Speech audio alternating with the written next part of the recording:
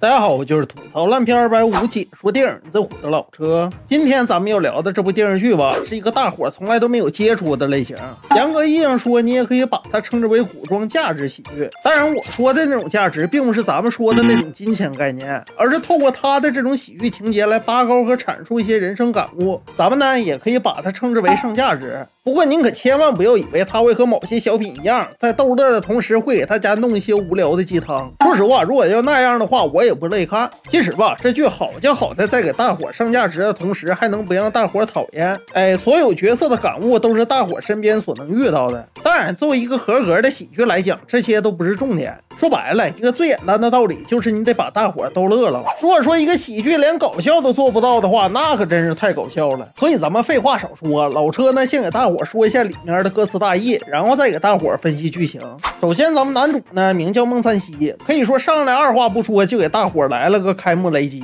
是吧？因为他连续揭露师傅与山下寡妇的不正当男女关系，再加上男主实锤了他偷看女徒弟洗澡的事儿，于是就被他师傅给直接逐出师门了。本来吧，他以为以自己的能力下山后混得还能不错，临被赶下山的时候，这话还说呢：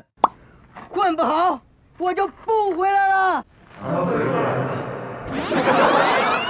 看来这货真是一点没给自己留后路啊！说实话，一开始吧，我还以为咱们男主是真有两把刷子呢。不然你想想，一般人他也不会当着大伙的面把话说的这么满呢。结果就在这货刚下山的时候，大跌眼镜的一幕出现了，是吧？由于咱们男主早上在师门叫唤半天也没来得及吃饭，这会儿嘴是不叫了，肚子又开始叫了，于是就在附近随便找了个早餐店。本来呢，按照他的设想，这师门兄弟帮他收拾行李的时候，估计多年感情多少都会给他准备点盘缠。可谁成想，果然是兔死狐悲，人走茶凉。师门里相处这些年的兄弟，早上连这点点心钱都没给他准备，场面可以说一度陷入尴尬。不过呢，说来也巧，这时突然隔壁桌蹦出来个热心仁兄，打算解囊相助。当然，他跳出来的原因也很简单，就是看咱们男主虽然表面上是个穷逼，但眉宇间呢又有一种自命不凡的气势，于是就想和咱们男主小梦直接拜把子。可以说，这和《天龙八部》里的段誉认识乔峰这段也差不多，只不过唯一不同的呢，是人家乔峰出门喝酒吃饭从来不考虑买单问题，因为人家毕竟是丐帮帮主，多少兜里都会有点子弹的。而咱们这位叫北笑海的热心大哥呢，可以说兜里比脸都干净。这不，最后人家服务员一算完，俩人身上这点钱还不够买早餐的呢。于是没办法，后面他俩只好留在这店里给人家刷盘子抵账。也正是从这时开始，俩人就成了过命的交情。不过吧，好景不长，随着北笑海在自己眼前被神秘人杀害，而自己呢为了给兄弟报仇，就不得不穿梭在各个门派之间来回挑战，想通过众门派中的武功招式来寻找凶手的下落。可能吧，也是他横扫黑白两道的缘故，因此也得名南啸天。不过这玩意儿吧，人有失手，马有失蹄，最后这货还是被人下了毒，武功尽失，导致在打架的过程中最多只能躲过对手5招。但此时呢，江湖中的人几乎都让他给得罪光了。没办法，这几年他只好通过坑蒙拐骗以及卖惨的方式躲避仇家。结果终于有一天，在距离一个叫什么暮云城地方5000米的时候，突然事情出现了转机。咋回事呢？一个江湖上顶级的铸刀大师兼炼丹师兼机关师，也就是咱们男二小拓，此时也被一堆人追到了这里。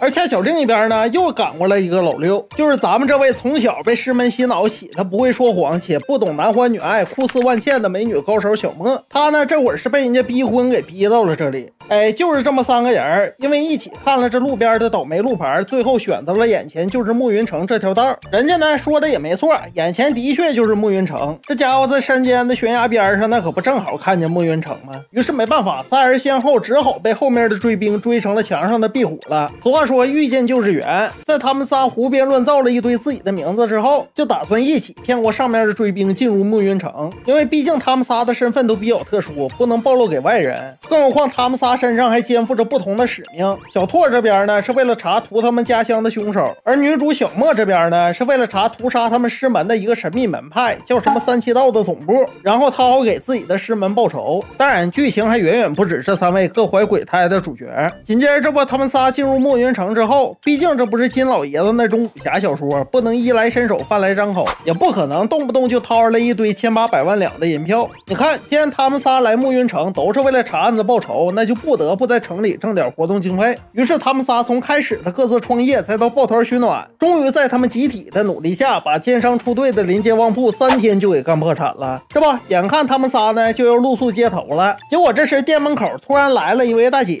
就是咱们暮云城里的这位世家大小姐。不对，准确来说应该说是4小姐小昭。而咱们昭姐呢，一上来也没啥废话，直接点名就要把她这临街旺铺给盘下来。不过大伙儿可不要以为这货要当什么大冤种啊，人家要对着鬼铺呢也是迫不得已，因为他家里和咱们女主小莫一样，也要被逼婚。而他要对着铺子呢，就是因为和家里打了一个赌，如果说他把这暮云城里生意最差的铺子给盘下来，并且在2年之内扭亏为盈，赚到10倍本金，那么家里就让他自由恋爱。而咱们昭姐在这城里转来转去吧，实在是找不着像咱们男主这店似的，惨到开业3天就直接被人家干倒闭了。于是咱们昭姐就自愿当了这个冤种。而他不知道的是，他妈那边早就调查好男主和男二的底细了，明着说让他盘活铺子就让他自由恋爱，实际上是让咱们昭姐去他们中间扮演白富美的角色。你看啊，男主是武林体术冠军，虽然说已经中了毒，而男二呢又是江湖术士全能高手。你想想，把自己闺女送到他们身边去，进呢还能钓一个金龟婿，会吧还能和这几位高手交上朋友，攀上关系。而自己家呢无非就是花俩糟钱儿，可以说无论从哪个角度讲，他们家都是旱涝保收。所以从这儿开始，以主角他们4个的星辰大海就拉开帷幕了，这也是他们4个主角的大致背景故事。至于后面是怎么创业的，老车就不做太多剧透了，而且这我也只是说了剧情细节的1%，那些能逗大伙笑的情节，老车就算把嘴皮子说烂了也说不完。当然我不是说他这里面的喜剧情节有多多，而是他这里面的每一个搞笑之处，不是老车用3言2语或者说一个10多分钟的视频就能表达明白的。这也是这类剧到目前为止只有一个的原因。当然可能这时有的朋友就要说了，这不就是一个古装喜剧吗？国内古装喜剧有的是，怎么到你口中就成一个了？哎，如果你要这么说的话，那您就有所不知了。如果说咱们从喜剧上追溯，我有一个朋友，他其实不属于任何一类喜剧。为什么这么说呢？不信我给大伙分析分析啊。你看，如果要从喜剧的类别上算，卓别林的喜剧，我说是独一档，应该没有争议吧？但你看卓大师的作品，几乎都是靠音乐来带动情绪，用肢体语言来表达幽默。而再往后，同级别的喜剧里，它就又出现了2种创新。一种呢是憨豆先生那种靠不同的场景来烘托搞笑氛围，用面部表情来表达的幽默。还有一种呢，就是咱们星爷那种无厘头的表达，就是用那种完全背离现实的情节来表现的幽默。你也可以说是借鉴了日本漫画的元素。紧接着再到近些年开心麻花的崛起，又兴起了一种喜剧，那就是融合时下流行元素，用语言贯穿幽默的喜剧。你也可以说是以语言为主的喜剧，像国外的生活大爆炸、老友记，还有咱们武林外传这样的情景喜剧，也都算是这种类型的剧。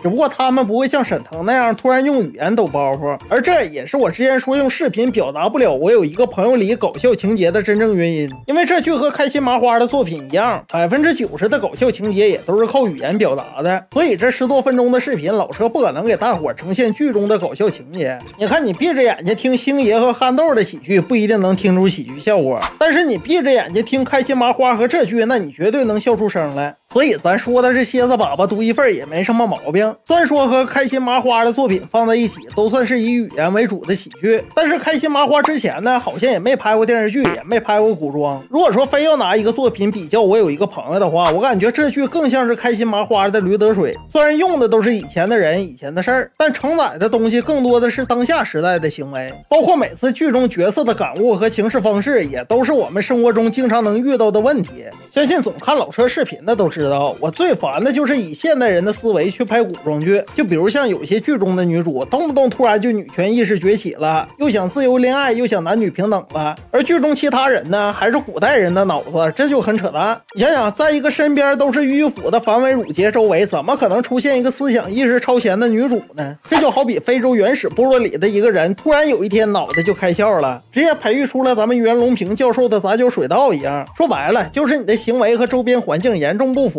而我有一个朋友呢就不一样了，女主小昭的女权意识超前，那是因为他们家本来就是他妈说了算，再加上他爸妈的思想也不是那么保守。而且你从他们在暮云城里的经商思维，弄什么百货商店，弄什么严选蔬菜，看着呢也都是现代的商业模式，而且包括每个人说话的用词也都是现代元素。所以说大伙也不会觉得主角的行为和思维突兀，因为这剧里每一个人都是这种现代的思维模式，上到全体主角，下到街头地痞都是这样，实时刻刻都在提醒你，我这剧本就是闲扯淡，逗大家一乐的，就像九品芝麻官星爷和钟丽缇的台词似的，你不许泡马子，你不许吊凯子一样。这些说白了都是当时香港的流行用语，古代根本就不可能有。但是当你看的时候呢，就不会觉得突兀，因为你知道这是导演和编剧在用时下的流行元素，让青年观众快速带入剧情。当然，在演员的配置上，这剧也是比较大胆的。应该说，这里面的主演我一个都不认识，可能唯一让我印象深刻的就是长得像万茜的叶武之和长得像李灿森的严四方，反正我感觉非常像，不知道大伙有没有这种感觉啊？总之，即便是新演员，但是你从头到尾看下来，也不会觉得有哪个角色让人讨厌，或者演的不对劲儿的。在我看来，可能唯一的瑕疵就是有的时候台词的感情还是差点意思，有些时候吧，就感觉好像是在念稿。